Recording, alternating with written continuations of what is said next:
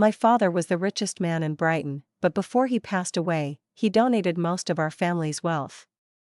His last wish was just to be buried in his hometown, Highland. Because of the sensitive nature of my work, I kept a low profile when I brought his ashes back for the funeral. On the day of the burial, we were part of the funeral procession when a girl in a bright red dress suddenly appeared, followed by 10 red Rolls-Royces driving in the opposite direction down the road.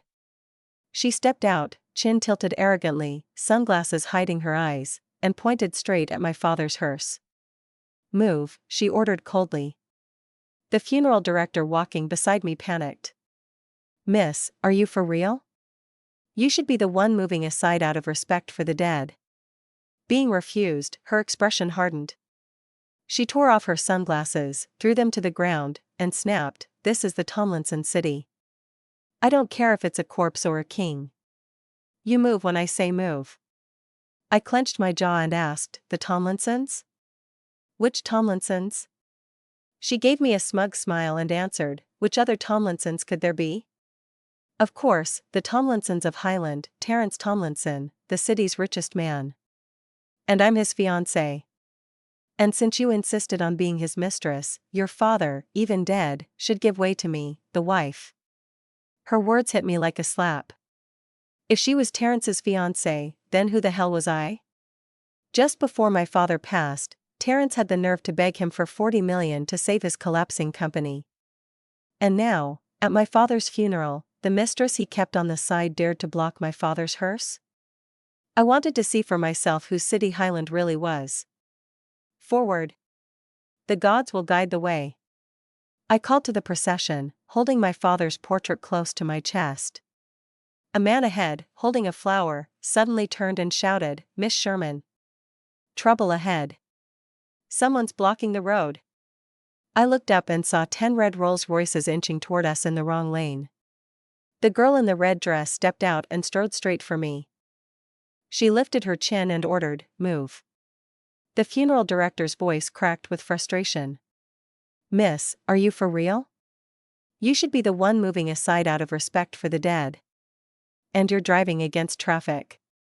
Roads go both ways, so you'd better back up." But she only grew angrier, throwing her sunglasses to the ground again. "This is the Tomlinson city. I don't care if it's a corpse or a king. You move when I say move." I narrowed my eyes. There was no way this meeting was a coincidence. "The Tomlinsons?" I asked evenly.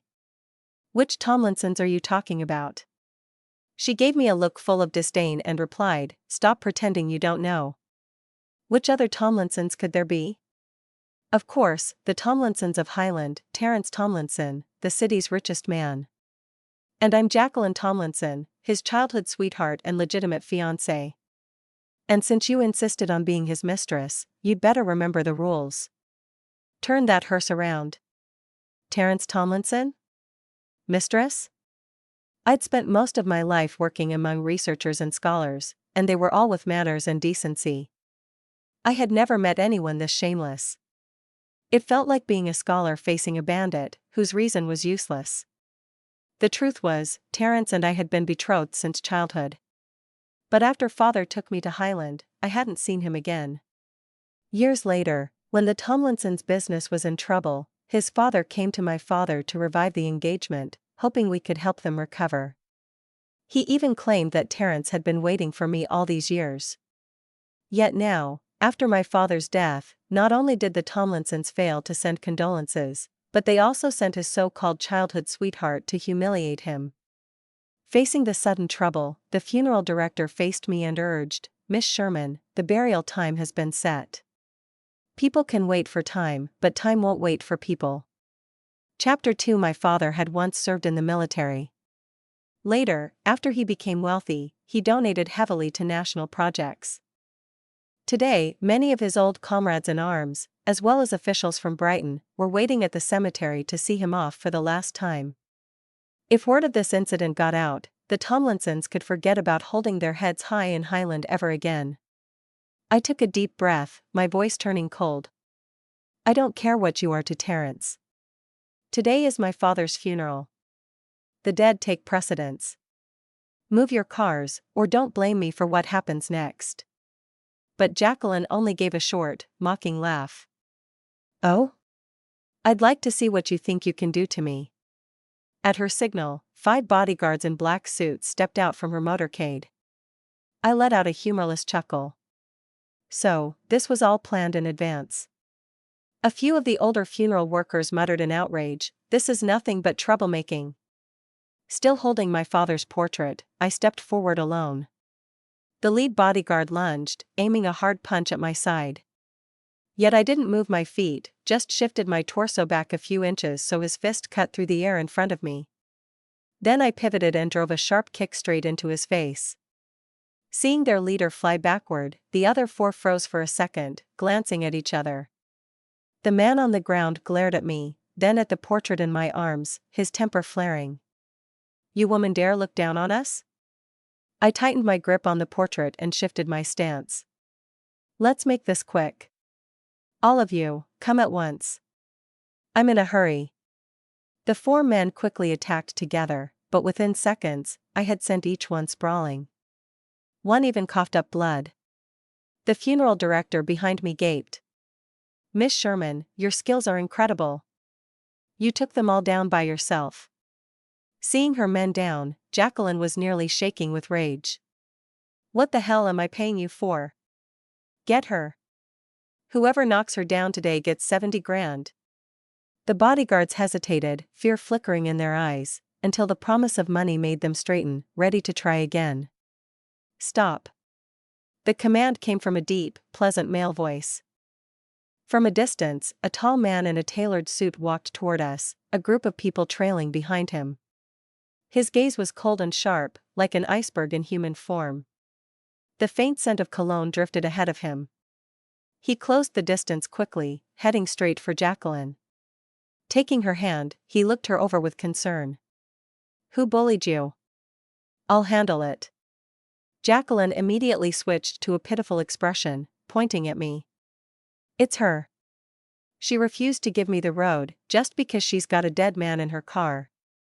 And she beat up all my bodyguards. Terrence, you have to teach her a lesson. I never want to see her again in my life." Terrence turned toward the injured bodyguards and asked, "Who was foolish enough to lay a hand on my sister?" But his words were cut off when his gaze slid past them and landed on me. For a moment, surprise flickered in his eyes, followed by a frown. "Tabitha? You did this to them?" I nodded. His face darkened, his tone shifting to scolding. "You're a woman. Why are you fighting like this? The future young mistress of the Tomlinsons should be gentle and well-mannered. This won't do. Jacqueline is my family's adopted daughter. We grew up together, so I've always treated her as my own sister. This is just a misunderstanding, nothing more." He then straightened, as if settling the matter, and added, "This was clearly your fault. How about you kneel and apologize to Jacqueline, then turn your father's hearse around and give her the road? Do that, and we'll call it even." Chapter 3. I couldn't help but laugh. So this was the talented, refined man his father claimed had been waiting for me all these years? First of all, the man was blind. Jacqueline's entire motorcade is still parked directly across from us, very obviously driving the wrong way, and yet he can't see that. Instead, he's here to lecture me. Second, I seriously doubt his moral integrity. A man who could fall in love with his own adopted sister, what kind of person was that? I want nothing to do with a family this dirty and twisted. I let out a cold snort and answered, "It was Jacqueline who blocked my father's procession. Why should I be the one to apologize?" That made Terrence's face darken. His voice was icy as he said, "Tabitha, think carefully. Your father is dead. He donated away most of your family's fortune before he died. You have no one left to rely on. You're just an orphan, and yet I'm still willing to honor my promise to marry you. What more could you possibly want?" He then turned to put an arm around Jacqueline and said in a low, comforting tone, "Marrying her is only a matter of obligation. She'll never be more than my wife in name. I'll love only you for the rest of my life. I've already decided that everything our family owns will one day belong to our children." My hands trembled with rage. Just days ago, when my father was already on his deathbed, his father brought him to the hospital under the pretense of visiting, only to ask for another 40 million to save their failing business. My father agreed, even in his final hours, to help them one last time. And now, barely after my father's funeral had begun, Terence couldn't even hide his true colors. While eating off my family's money, he was plotting to marry me as nothing more than a decorative wife. His greed was so blatant that it was practically shoved in my face. As such, I shook my head. Terence, I will never marry you. Now move aside. I'm taking my father to his final resting place. Upon hearing that, his expression tightened, his pride clearly wounded. It clearly never crossed his mind that I might refuse him. Jacqueline, on the other hand, looked delighted as she was finally going to get her dream man. At least she knows her place, right? That she's not good enough for you. Let me tell you the truth, Terence is about to lead the Tomlinson Corporation to become Brighton's new #1. Her flattery made him puff up with pride. He gave a smug, dismissive laugh. Tabitha, I might as well tell you this. I've secured Brighton's power project through my own abilities. I know your family business has already been taken over by your cousin, and you've been kicked out of your household. So you're nothing but a stray dog now. But if you marry me, I'll take care of you for the rest of your life out of respect for your late father. I stared at him in disbelief. The arrogance was almost comical. Yes, my father had donated most of our liquid assets to the state before his death. But the antique figurines and paintings, the jewelry, and the real estate passed down through our family were all left to me. As for his so-called Brighton Power Project, that was actually a project under my department's direct supervision, and I had personally requested special approval from my superiors. Since my father always said, give a man a fish, and you feed him for a day. Teach him to fish, and you feed him for a lifetime. I was scheduled to go abroad later this year for work, so I figured I might as well help Terence fully. But because of my position, I couldn't tell him outright. As such, I deliberately arranged for him to overhear information about the project's bidding process, making it easy for him to get through every stage and secure it. The Tomlinsons might be Highland's wealthiest, but there are countless other top families across the country who could have taken that contract. Without me, there was no way such a prime opportunity would have landed in his lap.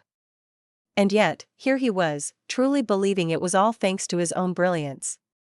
Chapter 4. Luckily, the contract for that project hadn't been signed yet, so there was still time to fix everything. As for my family's company, I've never been interested in our traditional industries. Besides, my work didn't allow me to be tangled up with them anyway. My cousin was a genius in business, so letting him take over was perfect. I could just sit back and collect dividends, enjoying my life. But where on earth did Terence hear that I'd been kicked out of our estate? I glanced at him, amused. I knew his father had plenty of illegitimate children, so he probably assumed all wealthy families were as messy as his own. When I looked back at him, my eyes were full of contempt. I will never marry you. Now, get out of the way or don't blame me for what happens next. Terence gave a cold laugh. Move aside for you? Don't forget, this is Highland. You dare order us around? You really don't know what you're getting yourself into. The funeral director at my side urged me again, Miss Sherman, we're running out of time. We have to move quickly. My voice was ice cold as I instructed, smash every one of their worthless cars. Let's see if they still block us. Even so, Jacqueline and Terence stayed calm, confident that their luxury cars were too expensive for anyone in a funeral procession to dare touch. But they were wrong. Most of the people in this procession were my family's long-time retainers, loyal to the bone. Since these two had blocked my father's hearse and insulted me over and over, my people had been itching to act, just waiting for my order. In our family, we had rules not to strike civilians nor threaten the safety of public property. But these cars were just entry-level Rolls-Royces and not even worth as much as the interest on the money my father once lent the Tomlinsons. One by one, I watched as my people smashed all 10+ cars to pieces. Terence and Jacqueline were stunned into silence. When they finally snapped out of it, Terrence exploded with rage. Tabitha! Pay me back. These cars are worth $15 million. If you don't, I'll make sure you get buried with your father today. I gave him a mocking smile. $15 million? For a few entry-level junkers? Have you lost your mind? Like a mad dog, he barked, his voice dripping with fury. Enough. This is Highland. My word is law here. When I say $15 million, you pay $15 million. Now hand it over. Just then, my phone rang. It was one of the officials waiting at the cemetery. Tabitha? Where are you? Are you almost here? I glanced at Terrence before answering. Someone blocked the road. They won't let my father's hearse pass. He's demanding $15 million from me, and he says if I don't pay, he'll have me buried alongside my father today. The official's voice shot up. What? Is public security in Highland really this bad to have such vicious criminals openly threatening mourners? Before I could respond, Terrence snatched the phone.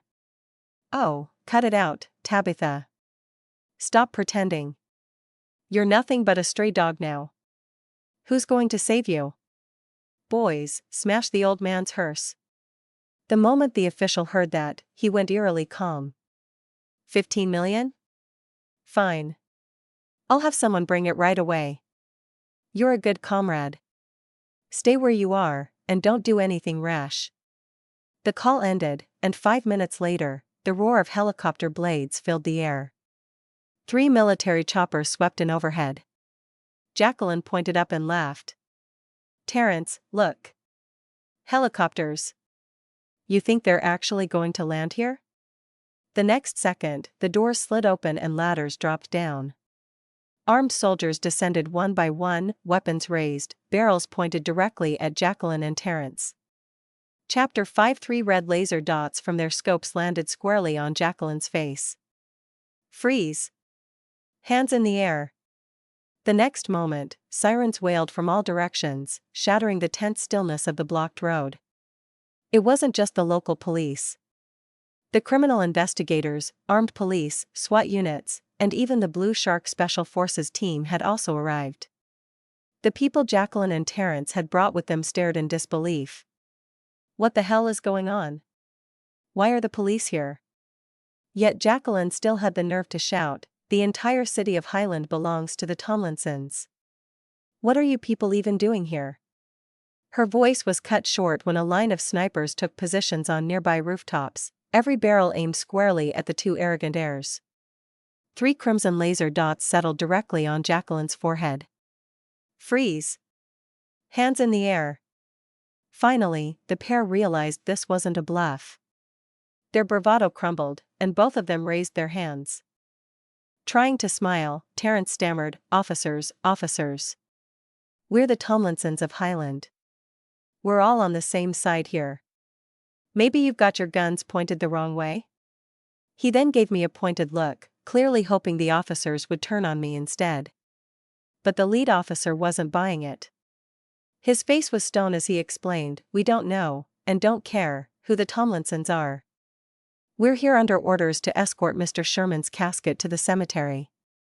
Only then did Terrence really look closely at them. His expression shifted when he realized just how high-ranking these forces were. Most of these operatives were the kind assigned to protect the nation's top leaders in Brighton. A local Highland tycoon like him wouldn't even be on their radar. The special forces lined up in 2 neat rows, and as one, they saluted me. A young officer stepped forward and asked, "Officer Sherman, is there anything else we can do to assist you?" "We'll carry out your orders to the fullest." I glanced at Terrence, whose jaw was dropped. "Officer Sherman? What do you mean by that?" he demanded. My gaze turned to ice, and I said, "You're not qualified to know who I am." Jacqueline went pale, but still clung to denial. "Terrence, maybe all these people are just here because Tabitha staged it? Maybe it's fake?" Even though the helicopters bore military markings and the vehicles had official insignias, Terrence desperately wanted to believe her, even if there was only a 1 in 1,000 chance that she was right. He opened his mouth to point at me and yell, but a single gunshot cracked into the sky. Jacqueline shrieked, while Terence flinched so hard he nearly dropped to his knees. At that, he finally understood this was no act, and every officer here was real. Then, in a shameless turn, he tried to play the victim. "Officer, Tabitha smashed more than 10 of my cars. She has to pay me back for all of them." I gave him a slow, cutting smile.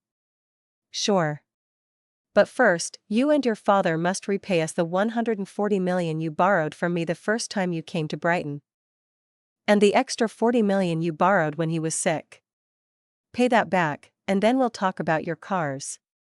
"That's a different story," he shouted, pointing at me.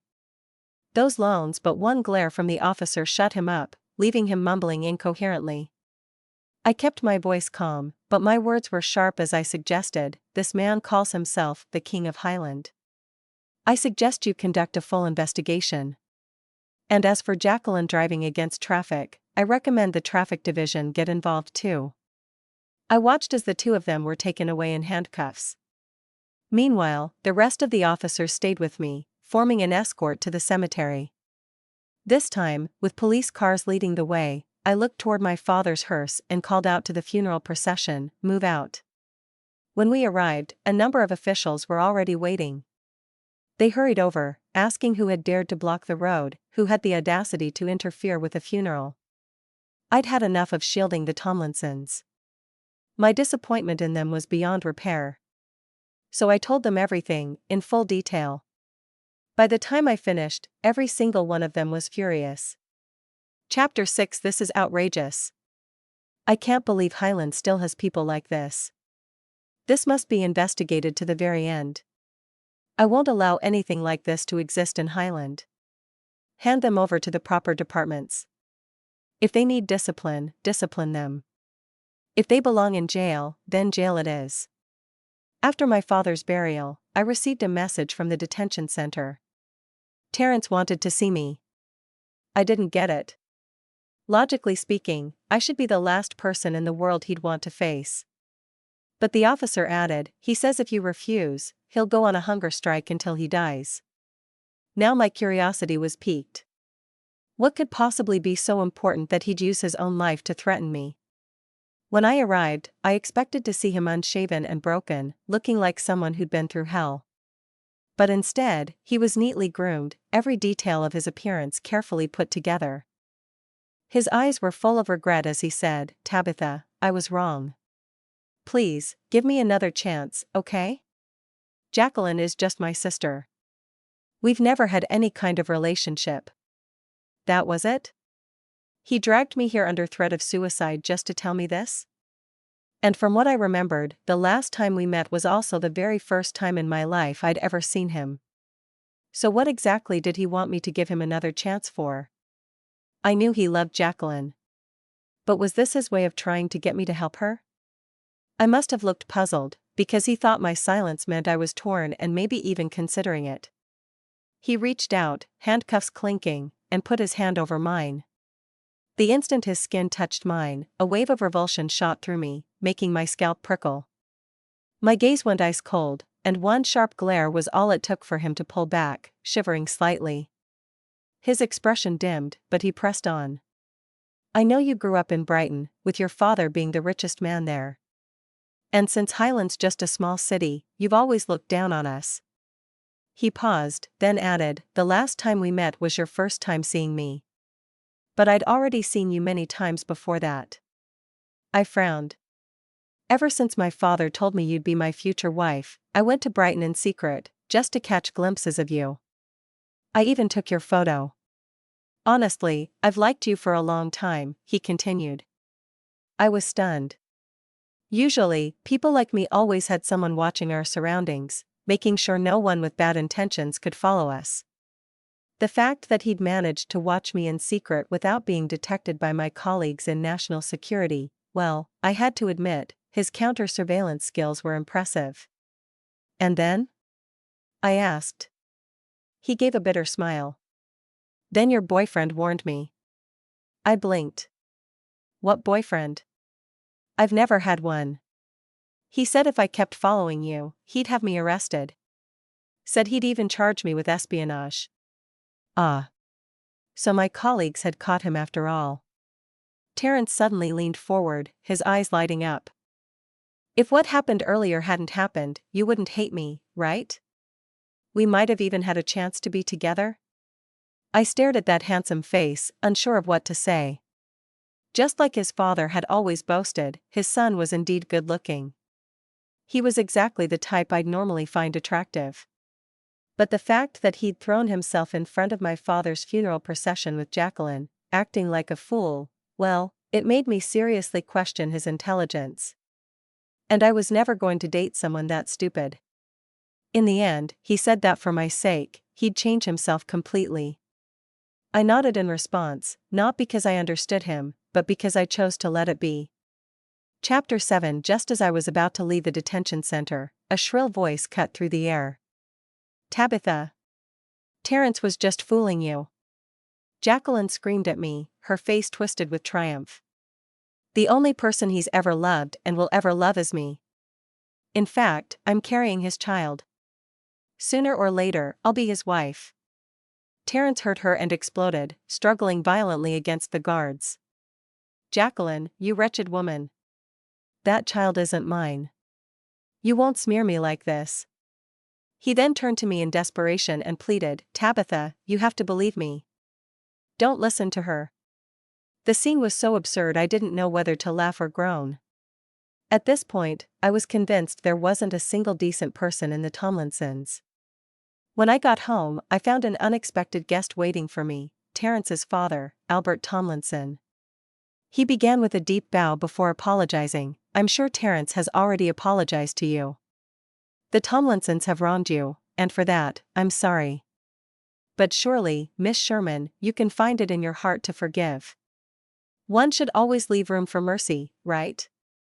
I almost laughed. Mercy? If the city leaders hadn't been present that day, Terrence and Jacqueline would have smashed my father's funeral hearse to pieces. What on earth did he mean by leave room for mercy? I gave him a cool glance. Mr. Tomlinson, there's no need to blame yourself. I'll make sure I get justice for everything that's been done to me. But after this incident, there will be no more ties between our families. I think it's best if you leave. He finally realized I wasn't going to let this go. His eyes filled with tears, and he tried the sentimental approach. Tabitha, our families have been friends for generations. Your father was the one who saved us from ruin. The Tomlinson Corporation carries his hard work, too. He truly treated me as a friend. Now you've sent Terrence and Jacqueline to prison. How is an old man like me supposed to go on living? I stared at him, genuinely baffled by his audacity. The fact that Jacqueline had the nerve to block my father's hearse meant the Tomlinsons knew he had passed away. They hadn't bothered to offer condolences, not even a wreath. Instead, they assumed that after my father's death and his donation of most of his fortune, I would be left helpless. And then they had the gall to repay kindness with cruelty, letting Jacqueline humiliate me. Mr. Tomlinson, if this were the past, I would have treated you with the same respect my father did. But on the day of my father's funeral, Terrence and Jacqueline blocked his way, refusing to let him leave in peace. If I don't make sure they face consequences, then for the rest of my life, I'll feel I've failed my father as his daughter. Rest assured, I won't take personal revenge. Jacqueline and Terrence will be dealt with according to the law. Seeing that I wouldn't back down, Albert suddenly dropped to his knees. Sweetheart, I've wronged your father. I failed to raise Jacqueline properly. If you want to kill me, punish me, do as you please. I froze for a moment, surprised at how quickly he could change tactics. I made a half-hearted attempt to help him up, but when he stayed kneeling, I didn't insist. Given how practiced Jacqueline was, I doubt this is the first time she's pulled something like this. She was the mastermind, and Terrence was her accomplice. So neither of them will get away. Realizing I wasn't going to relent, Albert bowed his head, his forehead touching the floor. If you must take revenge for your father, if you must punish Terrence and Jacqueline, I won't stand in your way. But I beg you. Spare the Tomlinson Corporation. It doesn't belong to me alone. It's the work of several generations. I can't let it be destroyed in my hands. I had to hand it to the old fox. When one scheme failed, he already had the next one ready. Now he was talking about cutting off a limb just to save the body. When I didn't respond, he pressed on. And if you don't want Terrence, I have other sons. You can choose whichever one you like. Whoever you pick will become the future heir to the Tomlinson Corporation. Everything the Tomlinsons owns will one day be yours. Chapter 8. So that was his grand plan. What, he thought, if I find Terrence dirty, he could just swap him out for another son like a pair of shoes. I gave him a cold, flat look. I wasn't going to waste any more breath on him. Next month, I was heading back to Brighton anyway. I didn't even care about my father's company. Why on earth would I care about the Tomlinsons' little pile of assets? Albert was an old man. If he wanted to stay kneeling, fine. Let him. Mr. Tomlinson, I said evenly, you're not trying to bribe me, are you? Bribing a public official carries an even heavier sentence. And as for Terrence and Jacqueline's cases, I can't interfere in that. So you should just go home. He opened his mouth to argue, but I wasn't budging. I had him shown out immediately. A few days later, I left Highland and returned to Brighton. What happened after that, I mostly heard from my cousin. Turned out Jacqueline really was pregnant, but the baby wasn't Terrence's. The father was some rich playboy from Brighton. Her original plan was that if Terrence could land a marriage with some wealthy Brighton heiress, then she'd do the same and find herself a rich husband to climb the social ladder. The problem was, the guy she hooked up with was just playing around. When she realized she was pregnant, she refused to give up and planned to use Terrence as a stepping stone. Then, once the baby was born, she would show up at the real father's doorstep and extort money with the child as leverage. I hadn't misjudged her. Terrence really was nothing but a pretty face with an empty head. The baby was already 3 months along, and he still had no clue. Their fate was predictable, both ended up in prison. Because Terrence was tied to shady company dealings, his sentence was even longer than hers. Jacqueline, on the other hand, only got a year before she was out.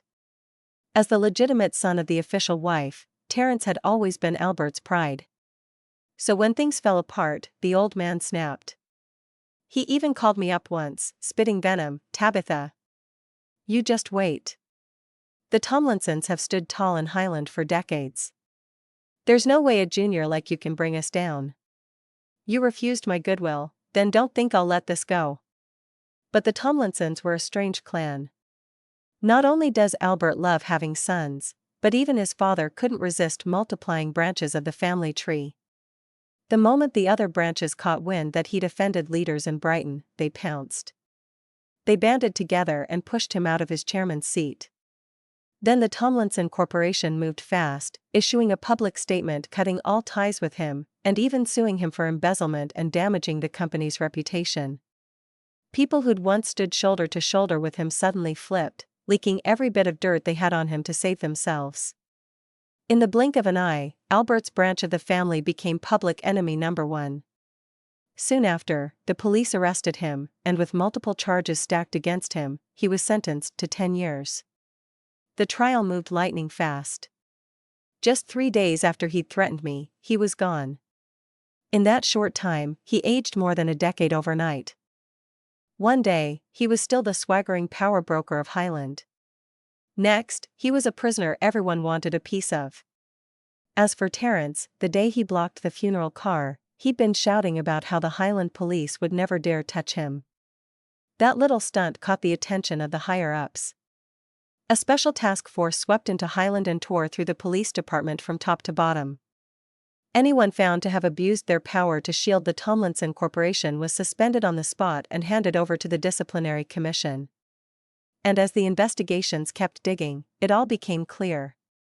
No wonder Terrence and Jacqueline thought they could get away with anything. From childhood, they'd done so many awful things that blocking a funeral car was practically a prank to them. Not only that, they'd also stolen university spots meant for scholarship students, and even used underhanded tactics to crush rival companies. The Tomlinsons had been treating Highland like their personal empire for years, using every dirty trick in the book. Chapter 9. Some people in Highland had tried to resist the Tomlinsons before. But without exception, every single one of them was crushed. One family even tried to go to Brighton to lodge a complaint with the authorities, but the Tomlinsons' men broke their legs before they made it out of town. No wonder they thought they were the kings of Highland. They really could do whatever they wanted. My cousin shook his head with a sigh. I was planning to get revenge for you. I thought even if Terrence's branch was finished, it wouldn't be enough. I wanted to take down the whole Tomlinsons. But then the moment their walls started crumbling, everyone piled on. All their business partners panicked, pulled their investments, and tore up their contracts. Their cash flow dried up overnight. He gave a short laugh. Turns out I'm not even that ruthless. Society plays dirtier than I do. Then he added almost as an afterthought, oh, by the way, I got back the hundreds of millions your dad lent them. They were already broke. Good thing, I kept an eye on it, or it would have been gone too. Once the Tomlinsons fell, their competitors descended like vultures. Everyone wanted a bite of the carcass, snatching up their most important projects. In the end, the Tomlinson Corporation collapsed and was forced into a sale. At first, plenty of companies were eager to buy them out, but the Tomlinsons still refused to admit defeat. One branch of the family even had the audacity to come all the way to Brighton to beg my cousin for help. He strung them along for 3 days, giving them hope, but never meeting them in person. Of course, that was also our way of sending a message to the business world that we would never forgive the Tomlinsons. Sure enough, every potential buyer backed out. Desperate, the Tomlinsons tried their luck in other cities, looking for new partners. But no one wanted to risk offending our well-connected family of Brighton for the sake of a dying company. A month later, the Tomlinson Corporation filed for bankruptcy and liquidation. Overnight, the Tomlinsons went from the emperors of Highland to its beggars. They didn't just lose a century-old business empire, they were also saddled with billions in debt. And then came the final irony. They began to envy Terrence's branch of the family. Because at least in prison, you got meals and a roof over your head. Out on the streets, they were starving. Jacqueline was released soon after. But by then, there was nothing left of the Tomlinsons. As such, she went looking for help from the family's old friends, the uncles who used to dote on her when she was young. But overnight, those uncles turned into predators. They told her they could help, but only if she became their mistress. She couldn't take the humiliation, so night after night, she drowned herself in liquor at the bars until one night, she was taken advantage of. Eventually, she stopped fighting it and went back to those same family friends. By the time Terrence got out of prison, fate had played its cruelest trick as Jacqueline had become his step-aunt. I couldn't help but think, sometimes, fate wrote better scripts than any screenwriter. Jacqueline later introduced him to a group of spoiled rich kids who loved to toy with people. He became their plaything, summoned to private rooms every so often to take part in their games. One night, they went too far, and he ended up in the hospital. Back in Brighton, my colleagues were buzzing with gossip, convinced I'd suffered some kind of heartbreak. So, they kept trying to set me up on blind dates. Even several old families from Highland tried to get my cousin to introduce me to their promising young men. I was so alarmed that I fled overseas for an assignment. The sunlight streaming through the window was warm and gentle, almost enough to make me forget everything that had happened.